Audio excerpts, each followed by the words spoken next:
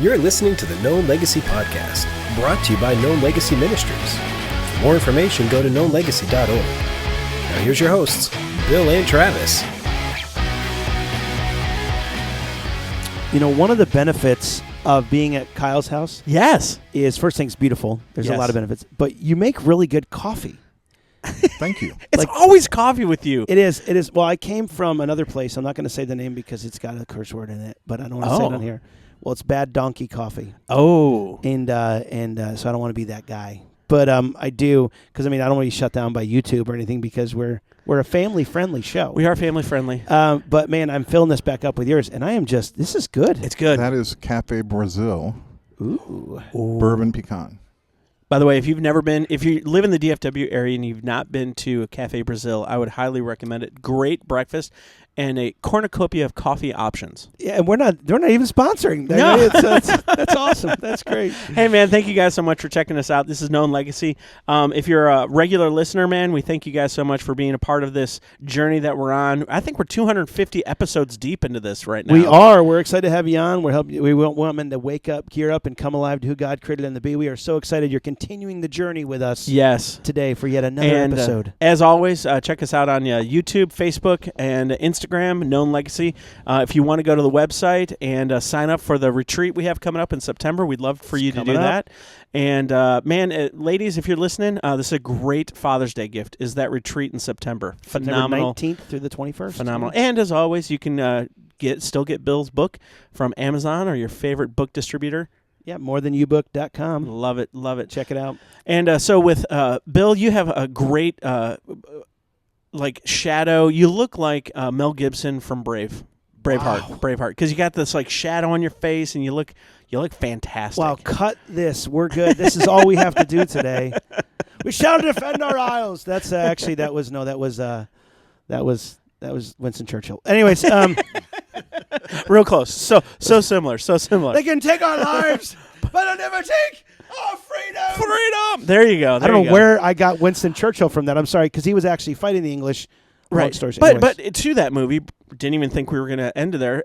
He was thrust into this role that he was not expecting to take. He did not want to take, and all of a sudden he was thrust into this leadership role. Yeah. And to lead the rebellion against the English. Yes. And fantastic movie. You haven't watched it. Absolutely. Go back and watch it. So you can get away with that. I am Irish, so here's my question today, as we kind of get rolling, as we get into this. If you could do anything, let's say today you get the phone call, what you're currently doing is no longer viable. You've been fired, you've been released, whatever, and they said you can do whatever you want. What career, what vocation would you want to move into if you knew you couldn't fail and you could go and do it? You know what's funny? I would do two things. But I think the first one that really comes to mind is I would probably open a coffee shop. Really? Yeah.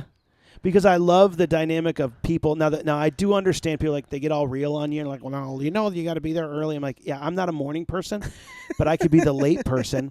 If personnel wasn't a problem and you could find people that would work, right? I would love to open a coffee shop. Excellent. Have a little I actually used to have this name for it. I was going to call it Beatniks. You know what I'm saying? And so it's poetry and all that kind of stuff and like a throwback to the 60s. Yeah, kind of very much like trap, but so there's open mic nights and things like that. I would do that and make really, really good coffee. Probably some 12-gate coffee. 12-gate? I've got another coffee company you might want to try out. Well, we might need Edge Coffee Company. But anyways, I might need to figure that out. Kyle, our lovely producer, is running the cameras and audio for us today. Thank you so much. Kyle, what about you? If there's something else you could do, what would it be? What would you do? Pilot.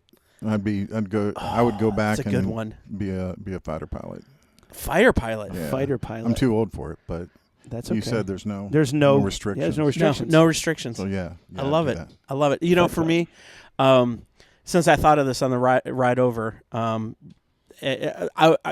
I landed on is if I could do it all over again, what I would do is I'd somehow figure out a way to buy 100 acres someplace and put up a main house with a kitchen and a beautiful dining room table that can seat 12, and then 6 bungalows to be a retreat, a week-long retreat for pastors and their wives. That sounds awesome. And I would just I'd cook for them, I'd converse with them, I'd pamper them, and I would just help them kind of take a rest from the chaos and maybe just maybe tap into the reason why they got into ministry in the first place again, because it's so easy to lose that the longer you're in the mission and ministry. If you're a multimillionaire out there, Known Legacy's looking for a retreat center for Travis to work at. So we would be honored for that. And Travis at knownlegacy.org. If you want to get in touch with me directly, we'd be more than happy to make this happen for you. So, anyways, we have a guest today, and I got to tell you, I've known this guy for over 10 years, and he just continues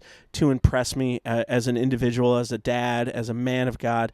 And the way that I would describe him is he's a hidden hero. Ooh, and what I mean by hidden that. hero is 99% of humanity is never going to know his name.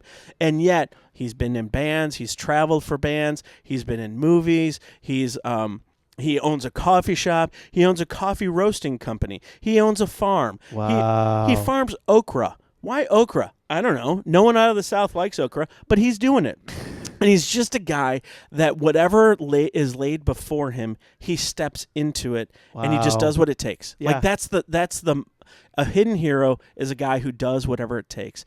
And the thing that impressed me the most, I got to preach at his church on Sunday, and he has done life in such a way that his kids not only love the Lord, but serve alongside him in the Lord. Yeah. And I just I'm like, man, this guy is doing it right, and we need to get him on here and have this conversation. So, everyone, let's welcome Steve. Hey. There he is. Man, it's great to be with you. So, Steve, if you could do this is a dangerous question for you because there's a good chance it will happen. This in is the next only year. a 40-minute episode. We need to. If there's anything, let's say tomorrow everything came to an end and you could start all over and you could do it again, what would you do? Well, the first question is, would it be successful? What is it guaranteed that it's a success? Yeah, Yes. sure, why not? Yes. Okay, then I would go back to working in movies and be a movie star. Like I would love to just move to Hollywood and that some of the most fun I had in life was being in movies. And Wow. I wasn't any good at it, so I didn't make a living doing it. But man, it was fun, and it was great, getting a script and being a different character for a period of time. But I didn't make any money, so that was like, well, it's Yeah. no fun. But if So you can help us guarantee out. you're going to be good at it and you're going to make money doing it, then I'd say that'd be a fun one to do. Well, and I would put on there the caveat: it will not corrupt your soul. Yeah. Well, There you go. that's kind of a big caveat. You're right. That's Yeah. that's a big I'm liking the thumbs up thing on his phone. That's kind of neat. So That's how it works. hey, Apple. it's Apple, good old Apple. I think when you do this, it pops up a thumbs up. Oh, I think does it's it? kind of Oh, that's great. it's kind of neat. There it is. There it is. Hey. There it is. Watch Very this good. real quick. If you're not watching this on video, I'm sorry. You should check us out on YouTube. missed it. Yes. Put up two thumbs. Put up two thumbs and see what happens. Oh wait. Yeah, there it is. There it Wow, I love those Oh, kind of. that's gorgeous. That's Nothing just says wonderful. movie star like So- fireworks behind you. Steve- I'm just would- going to do that a lot today. There you go. That's it. That's it. Steve, quick question for you. What Yeah. are there any movies that we would know that you've been in? So the movie I still get paid for with SAG is The Last Castle. That's the one that. Okay, that was yeah. the biggest budget. That was a big.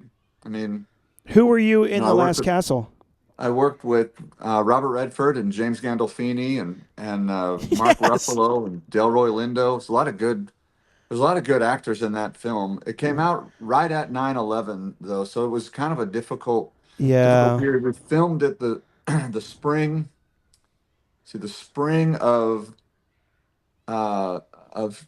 2001, which means it came out right when 9/11 happened. That's when it came out. So it was Wow. a difficult release time, but it was a great film. I loved it. I kind of had a blast doing it. It was my first big budget thing.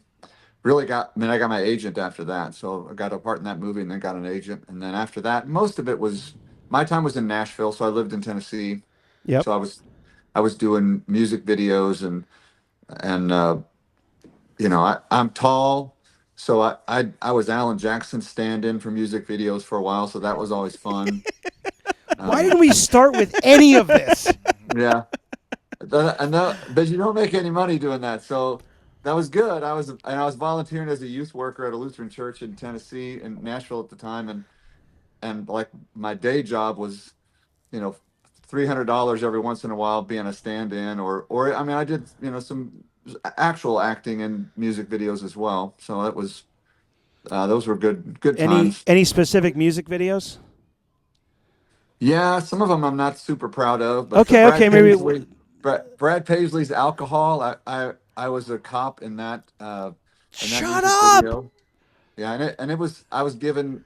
So the funny thing was in that video, I was a cop, so I'm dressed in kind of the cop outfit, and there's a whole bunch of college kids from David Lipscomb and Trevecca, two colleges there in Nashville, and uh, and so there's all these kids, and they're dressed in togas because they're supposed to be. This video is called it's for the song Alcohol. Yeah, for alcohol. Yeah.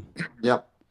So I'm standing outside between takes. I'm standing outside Brad's bus, and I see them walk around the corner dressed in togas because they're playing their part, and they're probably not getting paid. I was getting paid. They were probably just doing it for fun. Right. They walk up and they're kind of looking at the bus, and I came around the corner and I just said, "Hey, hands off the bus!"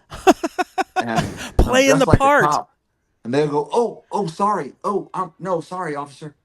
And so I didn't say anything to him. I kept kind of looking like I was watching him the whole time, That's and hilarious. they kept looking at me like he's watching us still. And then eventually I get on camera, and I'm giving somebody a DUI test, and a couple of them come up and said, "You're not even a cop, are you?" No, I'm not. That is awesome, I'm man. afraid. I love it. So, like I said, man, he's a hidden hero of the faith. So I would love to know from you, how did you go from like pursuing the dream of acting, and you had you were in a worship band, or you were in a band at the time too? Yeah. How did you transition from that into full-time ministry?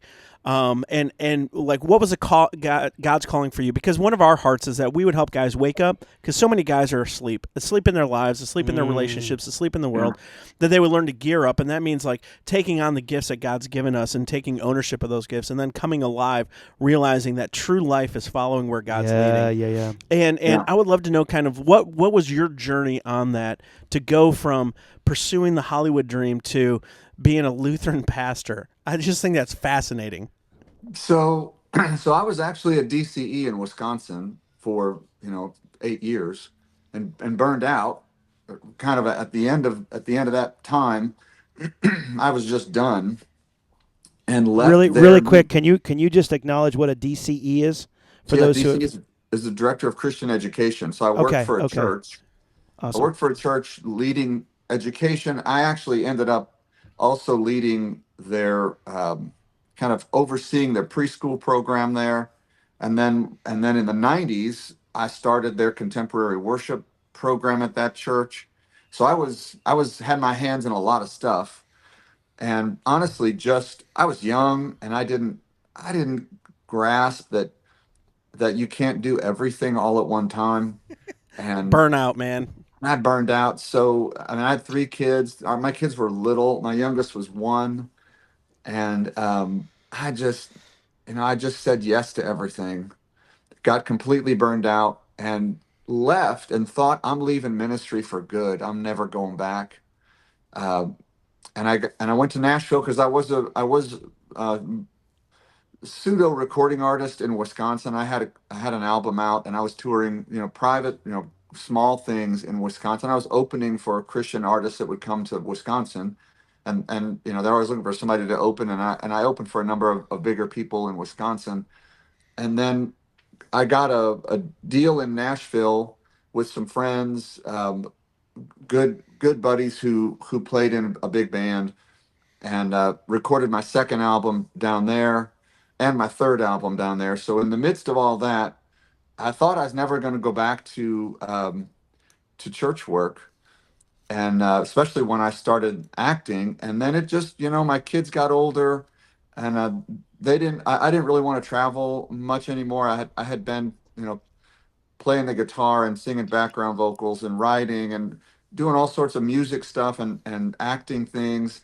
And it just got, again, kind of the same situation. I just got to the point where I thought, I can't do this anymore.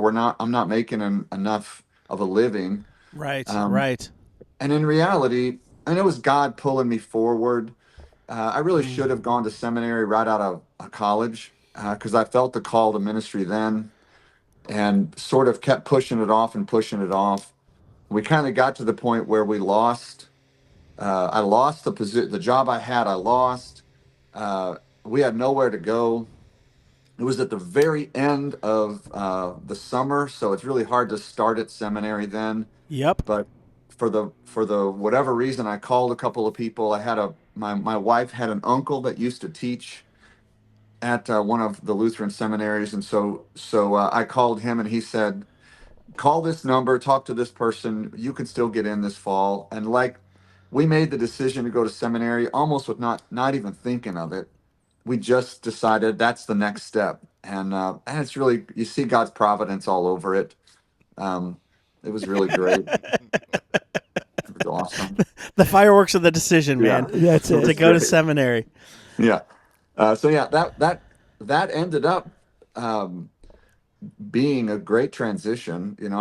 I kept working in acting. I kept my agent.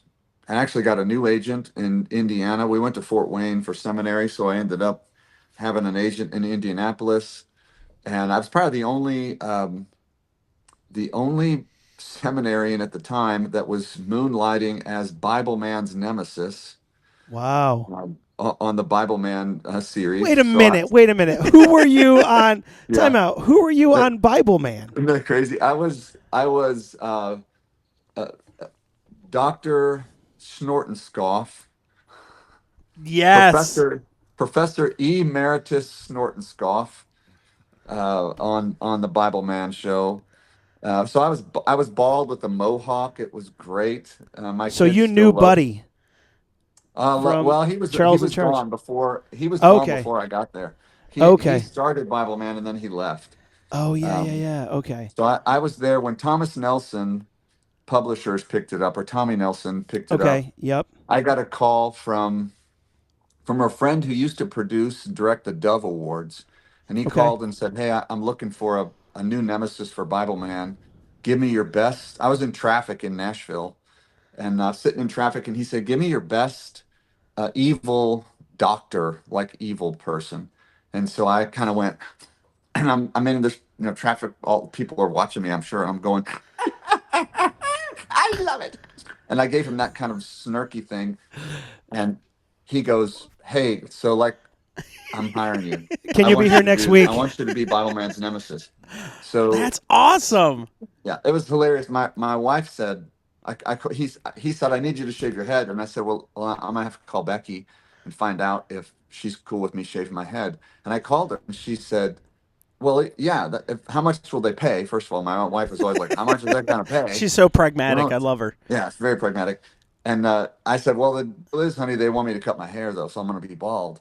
And she said, "It'll grow back." And Little did she know it was Little did never she know. growing Never gonna back. grow back. it's not growing back. There it is. Oh, and the fireworks didn't happen that time. She's like, and There we go. there they are. There it is. Wow, that's amazing. So okay, so you have moved from there. So when you decided to go into ministry, when you decided to go into seminary, what Yeah. was the pinch point for you? That was like, this stuff is great, but this calling is from God. Like what was your main pinch point there that moved you from that to ministry? That's a great question, Bill. My pinch point was that that I felt the call to plant a church. So I felt the call to do something. I'm an entrepreneur by nature, and when I found out that we're planting churches and sort of starting with new wineskin, I felt like I could do that. I didn't think I could be a regular pastor. I didn't think that was in my wheelhouse, but I felt like if you want something created or someone to walk a group of people through making something new, I felt like I could do that. So I went to seminary believing I was going to be a church planter, and then and that process was confirmed through our time at seminary. Yeah. Yeah, I think for me it was when I found out that we needed church planters. Yeah. That's really what did it. I love that, and I love your entrepreneurial spirit when you planted the church. Because as a fellow church planter, I tend to go with the more traditional approach for church planting, where you gather together a bunch of strangers, you launch into worship, you develop a discipleship, and everything else. But at the end of the day, we're probably going to have a traditional worship gathering in a traditional worship space, right? But you felt the call not only to do church planting, but to do it in a very unique at the time way. And a lot of places are doing it now. And you launched the Edge Coffee Shop in Fort Worth right there. What was that like? And what were some of the hurdles that you experienced trying to do church through a coffee shop? Yeah. So the biggest hurdle, I think, with any church plant is the funding.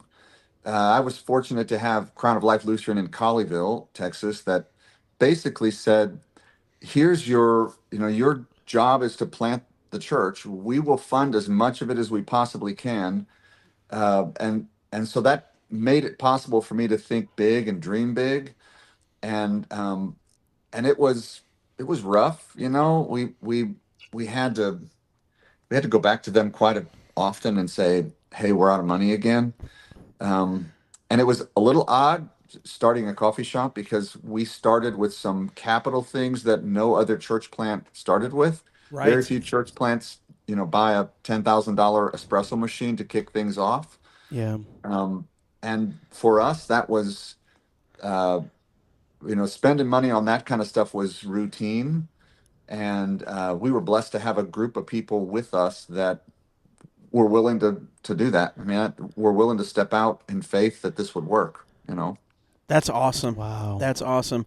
And then I know, like, being a part of Crown of Life, they loved your stories because you would always come in and share the stories of the impact that the coffee shop is having that a regular congregation could never have, because of the people that would come in, and you had trained your staff intentionally to kind of pick up on the nonverbals of someone coming in stressed, of someone coming in heavy-hearted, and how do you intentionally not just serve them coffee, but open up space that they could maybe begin to process whatever they were journeying with. And I love that model. And I still think at some point we're going to have Edge Coffee North in Justin, but that's another dream for another day. So one of the things that impresses me today, and I think it's, guys in general, they kind of have this very bifurcated life. They have their job, and then they have their family, and then they have their ministry and mission, whatever that is. And you've blended all three of those, I think, very intentionally. Is that something that you set out from the very beginning with, or is that something that just developed over time, and now you're enjoying the fruits of that kind of journey? Because I think, guys, man, a lot of entrepreneurs listen to this, and to figure out a way to do ministry or business as ministry with your family is huge. Yeah. So what's that like for you? So that came pretty natural for me. Largely, and my dad wasn't in ministry. My father was a banker, so he, it's odd, but I can remember my dad including me in business things, with him. Everything from going to Rotary with him and as a junior hire, meeting his friends and kind of learning to network. My dad was very instrumental in how I launched everything I did, but even the church plant. He was very instrumental in how I did that. Kind of my passion to be an entrepreneur, and I think that my desire when we started was that how can I do something that my family will gain from or participate in rather than be punished by. That's And I think huge. sometimes pastors, and I don't know how to, I'm not sure why we do this, but a lot of times I talk to pastors their families are in disarray, but their Yep. churches are doing well, and they can't seem to navigate the handshake between the two. And I don't know, I'm not sure why that is. For me, it's just that I was very intentional on including them where I felt like they could be included without forcing them. You mentioned that that my son led worship this week, and that's actually my middle. My youngest son is our regular worship leader, and he was away on business for his job. And it's like they grew up serving so it's, I don't know. It really is a blessing, I think, sometimes when I look at my kids and how active they are. And I think my daughter might have sang this week too. She did. She know did. that for You sure. know, and the beautiful thing is, not only did your daughter sing, but her daughter was on her hip most of the time. And so it was this beautiful kind of like your son leading, daughter singing, granddaughter up there too. It was wonderful. Beautiful, beautiful. You know, but it does bring to light, I think, something I would say you're almost overlooking because it's so natural, is I think there's a difference between inviting and forcing. Yes. And I think that's what we deal with a lot of PKs, pastors' kids who are away from the Lord. And there is that little element of, no, you're going to be here versus I would love you to be here. Right. And you know, even in that, I've had more guys who have said, man, when my dad, because I love that you said your father set that example, that it's the idea of inviting them in versus forcing them to be there. And there's definitely a tension. I remember there was one time we were like, for my son, we're like, he didn't want to come to church. And this is not to our horn. I'm going, what did all the other smart people that I knew tell me to do? You know, and I was like, they were like, Bill, don't force him. He was like 13, 14. He was like, I really don't want to go to church. I'm like, listen, this changed me and Mom. I want it to change you, but I can't force it. Right. And then you're like on your face going, I hope I made the right choice because I just told him he didn't have to come to church anymore and I'm paid to be there. What do I do? And so you're scared. But man, God is faithful in that is what I'm seeing. And so I think for the leader out there in church who's like, I'm going to get my kid to church and they're because the word and won't they have to return behave void. a certain way and they have to be like this. Yeah. I would challenge the listener now to go, man, if my kid absolutely hates it, I would challenge you to say, give this to the Father, just like Abraham gave Isaac and said, God, like I'm not gonna, I don't want to lose this kid, but I want him to see you the way that I see you. Yes. And so I love that, but it also leads me to go, what would you say to the guy out there, the I would say half-hearted believer, who's like, I know God's called me to something, but I've got all these things I'm doing. How do I start to move towards this idea of who God's created me to become? What's some wisdom you would say to that guy listening? Great question. Yeah, so I think that it's similar to the way I felt when we were in Nashville right before seminary, and I thought, man, there's so many things I feel like I could do, but I've got these bills or these things that I have to be responsible for. And eventually, I think that God handled that. Like it's a walk of faith where you just realize, I do the next thing, and until those doors close, and at least in my situation, God finally closed all the doors. There you go. I'm sorry, I keep putting my thumb up accidentally. That's okay. You're good, man. You're good. God eventually closed all the doors to where it was like a funnel. The only thing I could do was follow him to seminary. And it was it was almost relieving. I mean, just a backstory. We had made an offer on a house. We had decided I'm going to stay in Nashville and I'm going to be an entrepreneur. I'm going to start doing things there. And they were ministry things I wanted to do. And we're just going to stay there. We made an offer on a house. It was an accepted offer. We put our house on the market. Then I found out that my day job was ending, and I was serving as a part-time youth worker at a church, and they said, "Hey, we're done. We can't afford to pay you after next paycheck." And that was like my income that I needed. Like that's the base that I needed to keep doing what I was doing. So we have this offer on a house. We've put our house on the market, and almost immediately it sold. So now I've got, my house is going to be sold. The house I'm moving to, I can't afford. So it was like we were pinched in a corner, and the funnel happened and the squeezing happened, and we just threw our hands up and followed. And man, it's an uncomfortable spot to be, but at the same time, it's very relieving when you realize there's no way this happens apart from what God is doing. So I don't know, it's kind of relieving when it happens that way. So it almost feels like you're like, see where God is moving, and then and exactly, it's just enjoying him. And so for the guy out there who's like, I don't know what God's doing, I believe he makes it much more clearer than we think he does. Yes. And so then to look at your current paradigm and go, God, are you shutting these doors? And a lot of times we look at it like, what did I do wrong? And you're like, nothing. You didn't do anything wrong.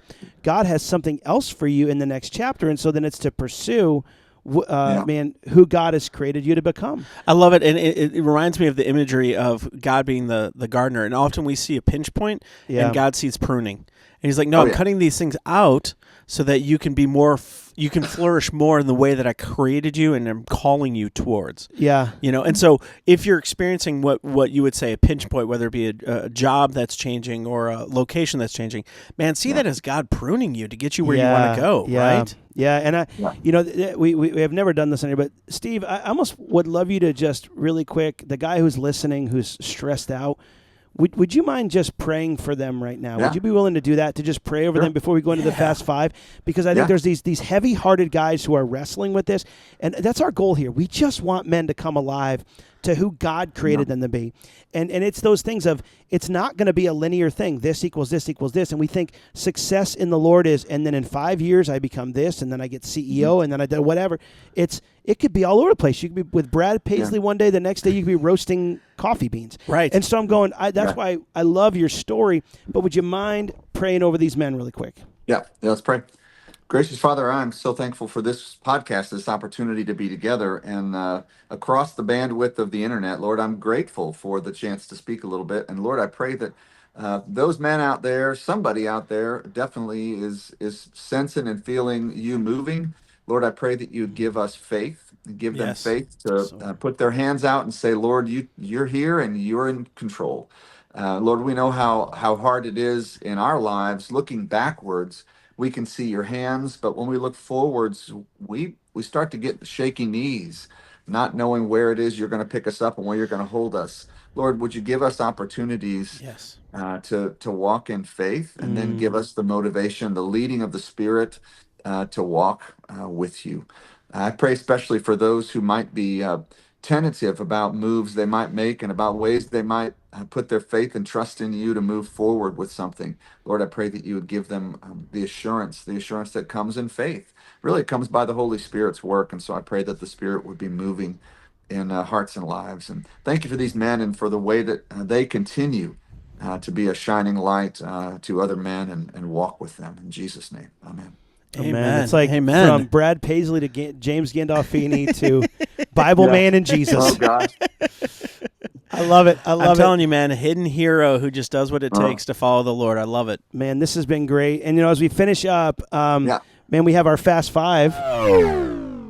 There it is. So cheesy. There it is. All right. You ready for this, sir? Yeah. Question number 1. Who do you most admire and why? Yeah. So my... this is kind of a weird one because nobody knows this person. It's my great-great-great-grandpa Herman.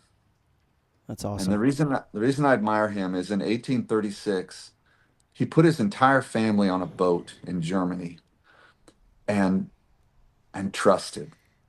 And I want that kind of faith.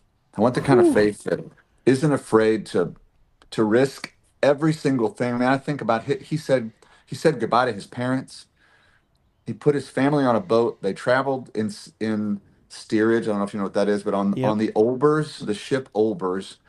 And when they got to New Orleans, his 5-year-old died. Oh, wow. And so they started here with just a horrible event. And that kind of faith, to feel like God's calling you to do something and risk everything, that's the kind of faith that I want. So, want that. I would say it paid off for him because his great-grandson is walking in those, and I love that. So, and that's, again, what we talk about, not just for us, but for our great-grandchildren when we do this for the glory of God. So praise the Lord for that. So, number 2, where would you like to go on a vacation? So Becky and I were in South Florida for a few years. Our first little bit of marriage, we lived in Miami, and the Keys were always my favorite spot. So if I could go anywhere on vacation, it would be an isolated beach, maybe even an island in the Keys, and just be on the beach and do nothing. That'd be great. That's awesome. Well, if you want to, while you're on that vacation too, we are mobile podcasting, and so we'd be more than happy to join you on that secluded beach and do something local. I think one of our retreats needs to be on a beach at somewhere. Everybody's like, we're going to go to the beach. There's like one mountain guy. We're like, forget you. We're going to the beach. So awesome. Okay, so what are you currently reading right now? The Bible or another book? I'm reading The Familiar Stranger by Tyler Staton. Do you know who that is? I don't know. No. I'm not familiar with that book. So Tyler is the pastor at Bridgetown Church in Portland. Okay. And The Familiar Stranger is a great book about the work of the Holy Spirit, actually, working in your life and walking with you. It's a small book. It's a pretty easy read. So yeah, that's my Tyler Stanton, the Familiar Stranger. Great book.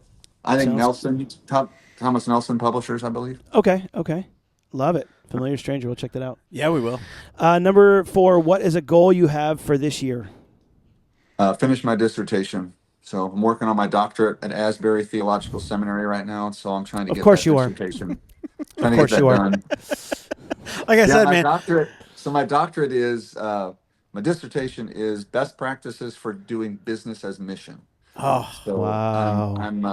I'm wanting to get my research done this summer. So I've got to get this finished. It's been a long process. So I would say try to live it out first. It's always easier to do something if you live it out. So maybe take a couple years and do some things that don't make sense. Start a coffee shop, things like that. Try to work. Well, that's awesome. 2 thumbs up for that one. Yeah, 2 thumbs up. I don't get fireworks. There you go. There it is. Boom. Fireworks. Okay. All right. And number 5, what's the most impactful piece of advice you've ever been given? My dad used to say, when you have a big project, when you have a big task, like it's going to take you months, get something done today. It's kind of probably the same adage as how do you eat an elephant one bite at a time? Yeah, one bite at a time. Yeah. Yeah. So my dad would say, this was a typical conversation with my dad in the summer. He would make us have some kind of goal for the summer. What's your goal this summer? And then you'd give me the goal, and he'd say, well, every day when he'd come home from work, he'd say, well, what did you get done today? Well, if you said nothing, he'd say, well, go back outside. You got to get something done. You get your goals done by getting something done today. So that's good. No, advice. That's really good. Man, Steve, this has been, I would say, an honor to have you on and hear this. Steve, any final thoughts for our listeners that you would want to share?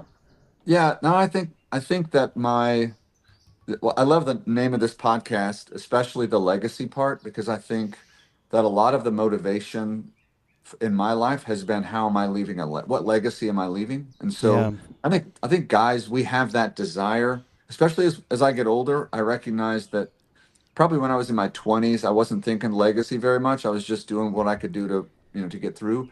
But the older I get, the more I realize, man, I'm 57. That's old.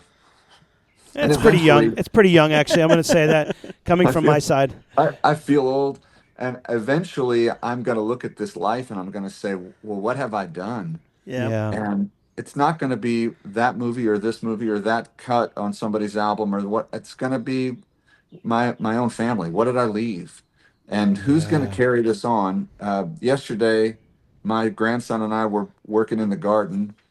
He's 4, and we said, one day he's going to tell his grandkids, I know this is kind of a stretch, but one day he's going to tell his grandkids, these are the beds that Grandpa and I built in 25. Wow. The point is that my back hurts so much from building these raised beds, and I'm like, I don't want to have to do this again. And when you leave a legacy, you leave something that generations from now, they're going to go, hey, that impacted us. It made it easier for us to be the touch of Jesus in our community because of this. Yeah. So good. Man, this has been rich, and you're going to be back on again. You don't have a choice. And so this has been great. Guys, Steve, thank you so much for sharing. This is our fireworks, is the applause. But thank you so much for sharing your time with us today. Steve, we are blessed to have you on. And guys, if you're out there, just keep on dreaming. I hope this has been a blessing to you. Absolutely. Travis, any final thoughts? Man, sign up for the retreat. God bless you guys, and have a great week. Have a great week. Thanks for listening to the Known Legacy Podcast. We'd love to hear from you, so email us your questions or comments to info@knownlegacy.org.